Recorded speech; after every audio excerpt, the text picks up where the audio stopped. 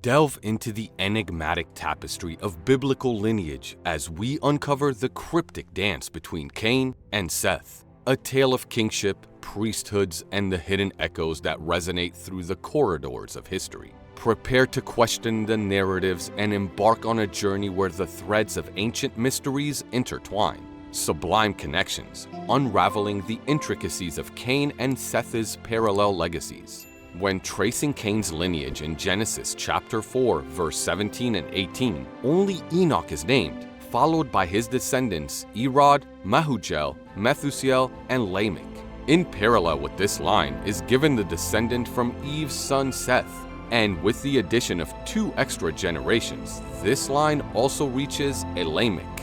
Cain, Enoch, Irad, Mahujael, Methuselah, Lamech, Seth, Enos, Cainan, Mahalalel, Jared, Enoch, Methuselah, Lamech. The genealogy of the Sethian and Cainite lines in the Old Testament includes a person named Cainan, whose name is a variant of Cain. Another person named Enos appears in the Sethian line, but not in the Canaanite line. Apart from these differences, the names in both lines are almost identical. This has led some to suggest that the compilers of the Old Testament may have fabricated one of the lines. Since the Canaanite line was historically more important in terms of monarchy, it is possible that the Sethian line was the one that was fabricated. The fact remains, however, despite Cain's line being associated with kingship, Seth's line took on the role of a priestly dynasty. In this succession, Lamech's son, Noah, is notably referred to as the righteous one, or the Tzaddik in the Zohar, akin to the Jewish concept of a saint. It is widely accepted that the lineage from Seth to Noah and then to Abraham as described in Genesis is accurate. However, there is an interesting theory that the names of the patriarchs from Seth to Lamech may have been influenced by the names of the Canaanite lineage, possibly to emphasize the continuity of the yearly patriarchal line. The term Tzaddik gave rise to the dynastic priestly title of Zadok, notably appearing from the time of King David. In the early New Testament manuscripts, both Jesus and his brother James are identified as Tzaddiks. Secrets unveiled, Cain's Anunnaki bloodline, and Noah's enigmatic birth. Ancient dragon lore's tenets affirm that since the earliest times, the Canaanite succession persisted without any marital association with the Sethian strain. In this way, its Anunnaki blood was kept as pure as possible, and it was this Cainite kingly line, the line of the rosy crucis, that was fed the starfire essence of the goddess. For some, they may be thrown off with the mention of an Anunnaki connection and the kingly line that is mentioned concerning Cain, but it's going to be cleared up. Now, in contrast, the Sethian line was of a more mundane heritage, and for this reason the post-Genesis writers endeavored to heighten the image of this strain from the time of Noah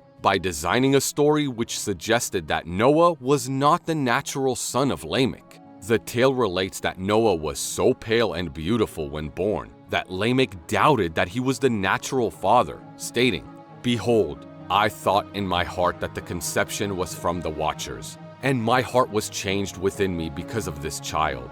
Then I, Lamech, hastened and went to bath Enosh, my wife, and I said to her, by the Most High, by the Lord of greatness, by the King, tell me in truth with no lies." In this particular text, although the suggestion of Noah's angelic status is made, Lamech's wife responds negatively to the accusation. "When bath Enosh, my wife saw that my face upon me was changed. Then she mastered her emotion and spoke to me and said, I swear to thee by the great Holy One, by the King of heaven, that this seed is truly from thee, and this conception is truly from thee, and this childbearing is truly from thee, and from no other, neither from any of the watchers, nor from any of the sons of heaven, whiter than snow," unraveling Noah's lineage and the Book of Secrets. In practice, it would appear that the object of the exercise was defeated in the telling, but the suggestion of Noah's Nephilim extraction was strategically made, and the truth of the matter rested with whether the response of Lamech's wife could be trusted. The doubt was well enough cast to prompt another work on the subject, the Book of Noah. This book, of which fragments are preserved in Latin and Ethiopic, makes rather more of Lamech's dilemma by explaining that the baby Noah was whiter than snow and redder than the flower of the rose, the hair of his head whiter than wool, and his eyes like the rays of the sun. Yet for all of this, it is said in the final event that Noah was truly the son of Lamech, and once again, Noah is left very firmly in the line of Seth, the son of Adam or Adapa and Eve or Hava. That this line was mundane is denoted from the very beginning when it is said that Seth begot Enos, for Enos was the common Hebrew noun for man.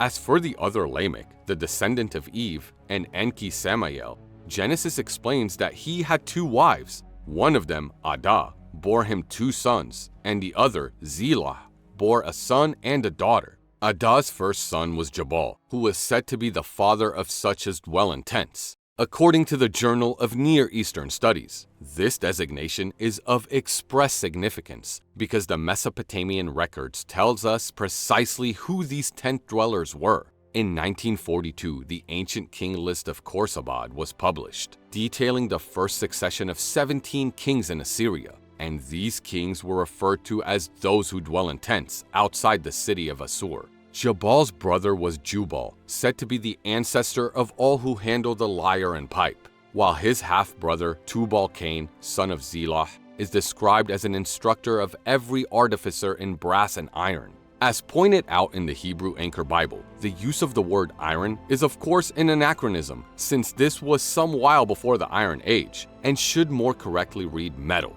Indeed, Tubal-Cain was the greatest metallurgist of the age and has long been revered as a great patriarch of the master craftsman. Before investigating this family in greater detail, it is worth considering the commentary notes in the Anchor Bible because these set the scene for the family's historical position, in contrast to the English language Bibles which pay little attention to the Cainite succession. The sources for this section of Genesis date from the 3rd millennium BC, and the Anchor text confirms that the background of this genealogical data cannot be divorced from Mesopotamian kingly traditions. The Hebrew name Methusael, father of Lamech, has its Akkadian root in Mutu Safli, man of God, and Lamech is a variant, almost an anagram, of the Sumerian name Akalem, which finds its true anagram in Amalek, a later son of Esau, Cain's royal legacy, Sumerian kingship. It is worth asking whether there was a famous Sumerian king named Akalem who belonged to the Cainite succession and ruled sometime after 3500 BC. The answer is affirmative. Sir Leonard Woolley discovered his tomb among the 16 royal graves of the pre-dynastic kings of Ur. This king was known as Akalem Dug, and his son, Meskalem Dug, had a magnificent helmet that was an example of the goldsmith's art. Tubal-Cain, the son of Lamech, who was also known as Akalem Dug, was the master craftsman of the era and the great Vulcan. He was also identified with King Meskalem Dug, who was designated as the hero of the good land. Ninbanda, the wife of Meskalem Dug, was the daughter of Abargi, also known as Abaraz, the lord of Ur, and the wife of Lord Abargi was queen of Shubad of Ur. She was a matriarchal dynasty of dragon descent from Lilith and was better known as Ninpuabi. In Genesis, she is known as Nama the Charmer and was the daughter of Lamech. The successions from Cain ruled their various kingdoms, from Ur in southern Mesopotamia to Assur in the north, and they were the most prominent sovereign line of the era, holding the original heritage of the Malkut kingdom. Despite their prominence, the Bible writers chose to ignore these mighty dynasts and instead supported a parallel line of descent from Adam's son, Seth. There were several reasons for this, but the main purpose was to hide the true heritage of a subsequent member of the Cainite family, who was the son of Tubal-Cain and the key Sumerian link to the early pharaohs of Egypt. This Egyptian connection was not welcomed by the Hebrew scribes because they sought to portray a clean Adamite succession to David and the eventual kings of Judah, a patriarchal line that did not incorporate the matriarchal legacy of the dragon queens. As a result, the relevant son of Tubal-Cain, Meskalem Dug, was said to have been a son of Noah and was then conveniently discredited as had been his ancestor Cain. This son was the biblical Ham. As the echoes of Cain and Seth fade into the annals of time, we are left standing at the crossroads of myth and reality.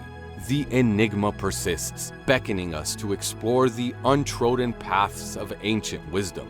The curtain falls, leaving the shadows to guard the secrets. Until next, we unveil the mysteries of ages past. Don't forget to like, share, subscribe, and leave a comment. Until next time.